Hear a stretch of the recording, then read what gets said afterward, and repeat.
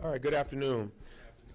We asked you here today because we want to assure our residents, our businesses, and visitors that preparations are well underway in Atlanta to deal with Hurricane Helene. Forecasters say Helene could be unprecedented for Georgia, and the governor has already declared a state of emergency for the entire state of Georgia. Forecasters say that we are in for some difficult weather events ahead. Right now, Atlanta is under a tropical storm watch as well as a flood watch. I've asked my senior leaders that you see here, department heads and commissioners and chiefs, to join me today to answer any questions that you may have about city operations and our preparedness. We just exited a call of about 97 senior leaders of the City of Atlanta's various departments, where all of us were on the call going over our various responsibilities, led by COO Burks and our emergency preparedness team. So this is where we are right now. Our Department of Watershed Management has been proactively working since we first learned of the possibility of Helene, cleaning out storm drains and making sure our low-lying areas have all of the things that they need to divert water.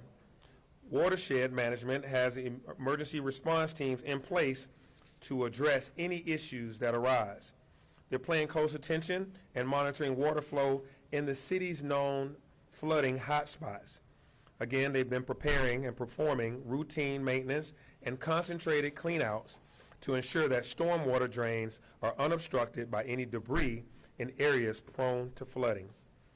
The Department of Parks and Recreation's forestry team is working closely with our Department of Public Works and the Department of Transportation, as well as Atlanta Fire Rescue Department, to coordinate any tree removal and storm debris removal. Department of Public Works crews are out cleaning draining systems, anticipating the heavy rainfall as well. They've already moved vehicles to higher ground.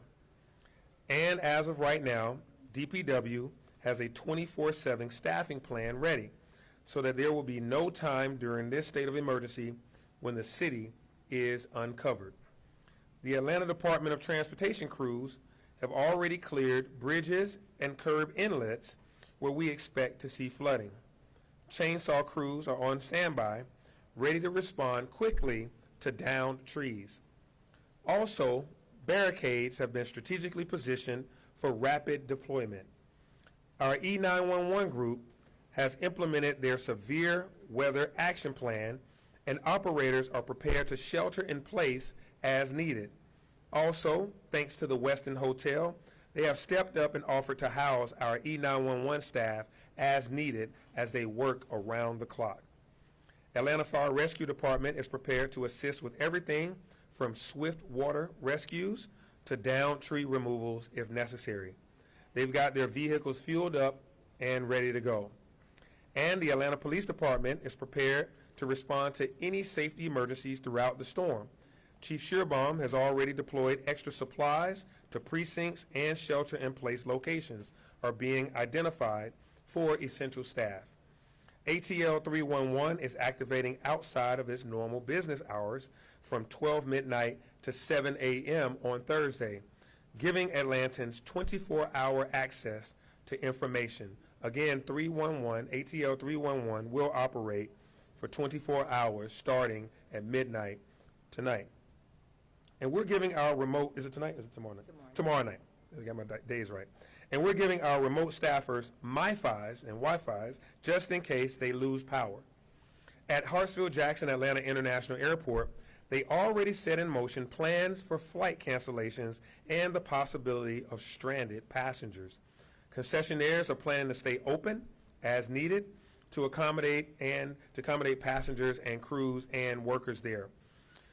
We've also made sure that there will be additional people on hand to continue to clean all of the terminals and concourses. Also, all activities at parks and recreation facilities are canceled for today and for Thursday. Again, parks and recreation facilities are canceled for today and Thursday.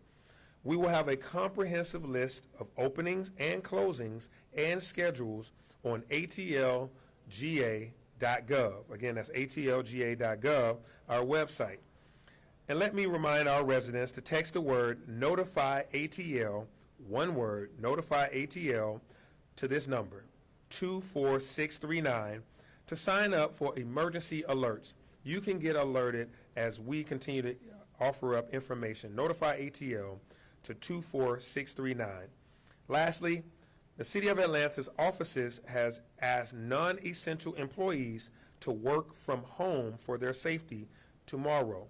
Again, work from home tomorrow to all Atlanta offices for non-essential employees. Ms. Burks, did I cover everything? Our COO Burks is here. Did I cover everything? Mayor, I think you covered everything. Okay. All right, good deal. Now I will address any questions, and we have our team members here that can also address any questions that the media may have. Any questions? I guess for those senior citizens, I imagine that would be a point of emphasis. Maybe if you have a neighbor or a family member who may not be as mobile, is that an area that you have directed any special resources or?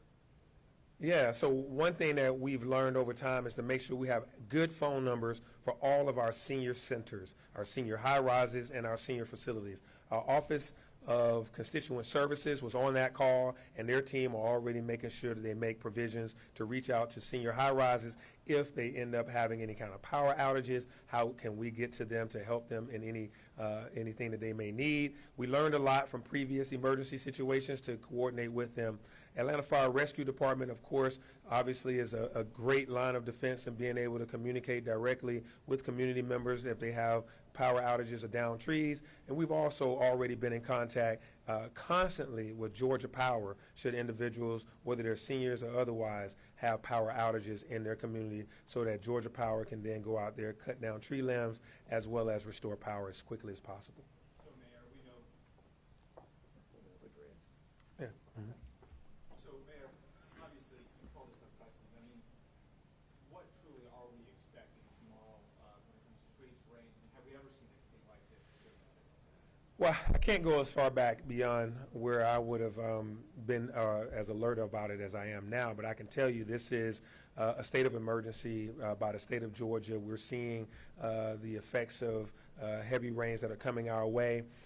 We have seen it move from a tropical storm to a hurricane.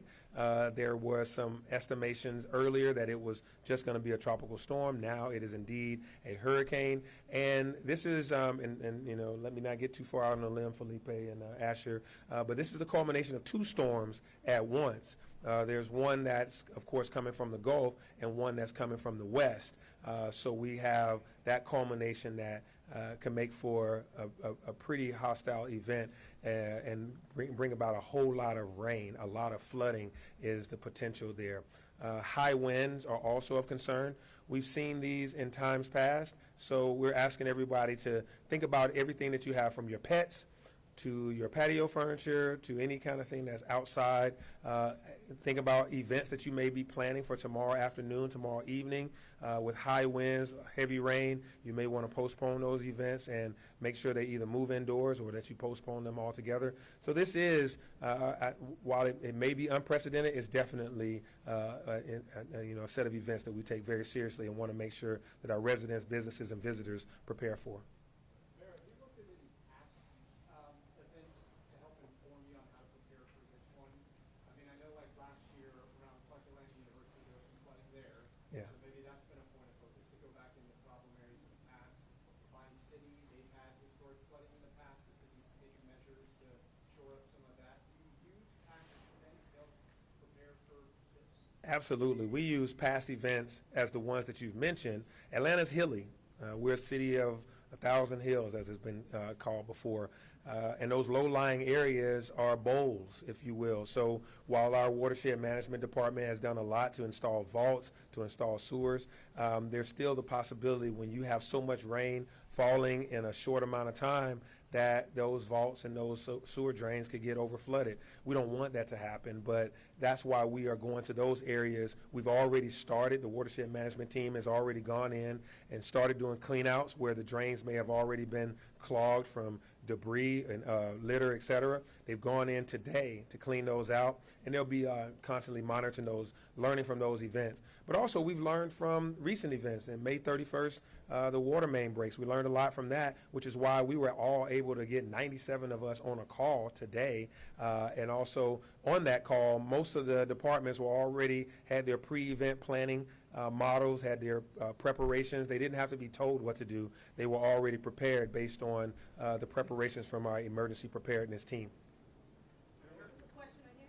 Sorry, yeah, realizing all the preparation you've done, given how unprecedented this is, how much are you sweating it now going into fall winter? Well, you know, you can't predict the weather. If we did, you know, we wouldn't have, you know, these you know, big weather swings that we have. I wish that we, you know, would have this thing just quell and it go away. So my deal is we have to get prepared anyway for whatever may come. So we prepare for the worst and hope for the best. And so for us, we are getting everybody ready. This whole team here, we know that we're opening the Joint Operations Center tomorrow morning at 7 a.m. Each department will have a representative right there, all looking at the same set of screens about weather patterns, looking at, you know, street cameras to see what the street conditions are. Our non-essential employees will be working from home, and our essential employees will be out and about on the streets of Atlanta, making sure people are safe. So I'm not sweating it because I got a whole bunch of other people that's going to be sweating it, and they'll be giving me updates throughout the night and throughout the day. But I think we're much better now than we've ever been to be prepared for these things. Last question? Mayor, do you know what's going to be done to reach out to the homeless communities so these people may not even know the storm's coming? Yeah, absolutely. I actually would like for, did you want to answer that, Asher, or the team about, oh, you want to? Yeah, Ms. Burks, you can talk about that. Sure. Thank you for the question around our unhoused population in the city of Atlanta. We have been working very closely with Partners for Home. As you know, some time ago, as a part of our bridge efforts, we had a partnership with Wellstar in using their facility for our homeless population. We have requested and been approved of an extension of that with Wellstar. And so between housing our unhoused at Wellstar as well as our parks and recreation centers, we have 3 of them that are ready to open if needed. That's the Selena Butler Park Recreation Center, the Old Adamsville Recreation Center, as well as the Central Park Recreation Center in the event we need that for overflow. Thank you. Thank you all. We'll be in touch again if we have any additional updates. Thank you. Thank you, team.